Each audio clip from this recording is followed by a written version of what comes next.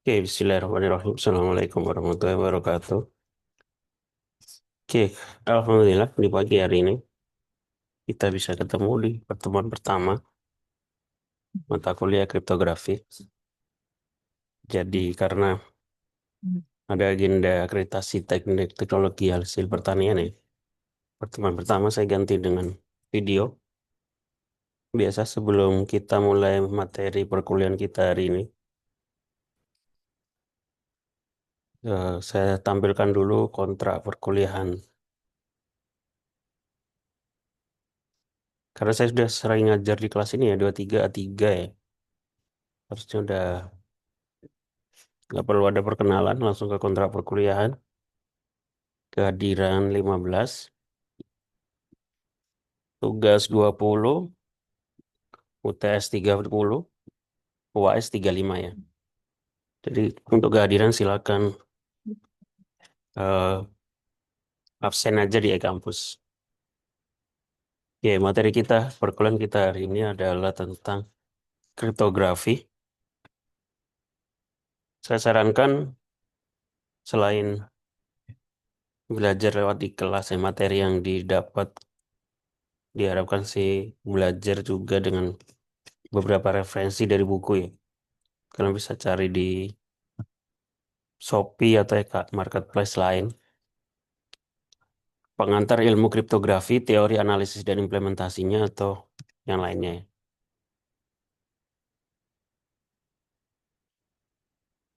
Pendahuluan sebelum masuk ke teknis tentang kriptografi, saya bahas dulu tentang definisi secara bahasa ya. Kriptografi berasal dari bahasa Yunani, kriptos artinya tersembunyi, dan grafis artinya menulis. Art- Secara sederhana, kalau didefinisikan, kriptografi adalah ilmu untuk seni untuk menjaga kerahasiaan informasi dan mengubah agar data tidak dibaca oleh pihak yang tidak berwenang atau tidak berhak. Tujuannya adalah supaya data itu lebih aman. Dan ini sangat berhubungan tentang keamanan nih. Entah itu keamanan komunikasi, transaksi online, penyimpanan data, tanda tangan digital, hingga keamanan jaringan. Jadi masih ada hubungannya tentang jaringan komputer. Jadi kalau nanti di semester akhir mau ngambil penelitian tentang keamanan jaringan, boleh topiknya itu implementasi kriptografi ya. Jadi dipikirkan dari sekarang walaupun masih semester 5. Tujuan dari kriptografi yang pertama adalah confidentiality, kerahasiaan. Informasi hanya dapat diakses oleh pihak yang berwenang atau yang mempunyai akses. Paling gampang adalah contohnya tentang password. Ya, kalau bisa password, kalau membuat sistem, password itu harus di-encrypt ya. Jangan password itu 123. Jadi harus di-encrypt dan enkripsinya itu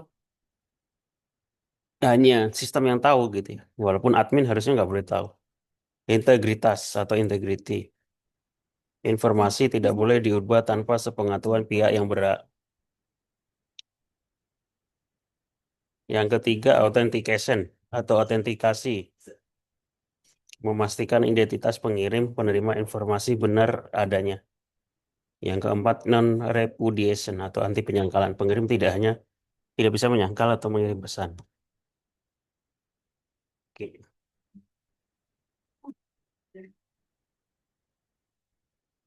Sebelum lanjut ke materi tentang kriptografi, di sini saya kasih referensi dulu beberapa penelitian tentang kriptografi. Karena nanti di akhir mata kuliah proyek akhirnya, saya harap masing-masing berkelompok boleh mau melakukan publikasi atau penelitian tentang materi kriptografi. Nah, untuk penelitian, kita mengenal ada yang namanya Google Scholar ya. Jadi, kalau mencari yang ada hubungannya tentang akademik, entah itu penelitian, buku, dan lain sebagainya. Yang kalian menggunakannya adalah Google Scholar ya, bukan google.com, tapi scholar.google.com. Nanti yang tampil adalah yang ada hubungannya tentang penelitian. Tujuannya apa? Sebagai referensi bagaimana membuat sebuah jurnal publikasi. Nah, dalam Google penelitian, dalam Google Scholar ini, dia mengumpulkan banyak jurnal penelitian, scraping ya. Dan jurnal penelitian itu terdapat akreditasi. Ada istilahnya akreditasi nasional dan akreditasi internasional. Akreditasi nasional adalah akreditasi yang dilakukan oleh Kementerian Pendidikan ya. Dikenal namanya SINTA, Science and Technology Index. Itu terdiri dari banyak urutan. Ada Sinta 1 sampai Sinta 5, Sinta 6. Biasanya Sinta 1, Sinta 2, Sinta 3 itu berbahasa Inggris. Dan nanti ketika kalian semester akhir melakukan penelitian itu boleh ada dua pilihan ya, melakukan sidang atau melakukan publikasi dengan syarat dengan akreditasi jurnal Sinta. Selain akreditasi nasional, ada juga akreditasi internasional yang dikenal dengan Scopus. Nah, ini otomatis berbahasa Inggris ya. Scopus itu juga terdiri dari beberapa akreditasi atau urutan. Ada Q1, Q2, Q3, dan Q4 yang terendah. Tujuan apa? Tujuannya itu untuk menunjukkan seorang itu ahli di bidangnya. Seorang disebut ahli di bidangnya itu kalau sudah melakukan publikasi ya. Minimal ya publikasi internasional dan diakui oleh internasional. Oke. Selanjutnya adalah beberapa topik penelitian. Pertama, penelitian implementasi kriptografi RSA untuk peningkatan keamanan database. Nanti kita bahas apa itu kriptografi RSA. Selanjutnya, implementasi algoritma Camellia untuk keamanan citra medis. Nanti saya bahas ya bagaimana mengamankan sebuah gambar. Supaya gambar itu lebih aman itu diapain? Dalam sistem radiologi berbasis web. Terus implementasi keamanan login metode one time password menggunakan fungsi hash algoritma SH 512. Contoh yang lain adalah kalau orang mengenal namanya kriptografi, biasanya orang awam langsung yang teringat adalah cryptocurrency ya, yaitu mata uang kripto. Yang paling dikenal adalah Bitcoin. Jadi Bitcoin itu adalah sebuah teknologi yang pertama kali publikasikan dalam bentuk jurnal ya oleh seorang bernama Satoshi Nakamoto. Dia mempublikasikan tahun 91, 90-an lah, sebelum ada banyak CPU dan GPU. Jadi teknologi itu semuanya berawal dari penelitian dalam dunia akademik ya. Baru kemudian diimplementasikan secara umum.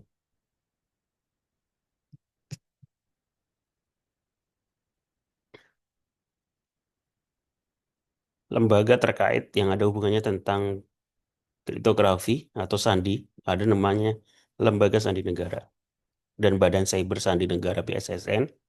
Ada bahkan sekolahan yang membahas khusus dalam bidang keamanan sandi ya, Sekolah Tinggi Sandi Negara, STNSN. Terus ada lembaga yang di Amerika yang paling terkenal namanya National Security Agency, NSA. Di Yogyakarta terdapat Museum Sandi yang membahas tentang bagaimana pada zaman dahulu pesan itu disembunyikan ya. Istilahnya sandi kalau bahasa Indonesia, ya, kalau kriptografi bahasa Inggris.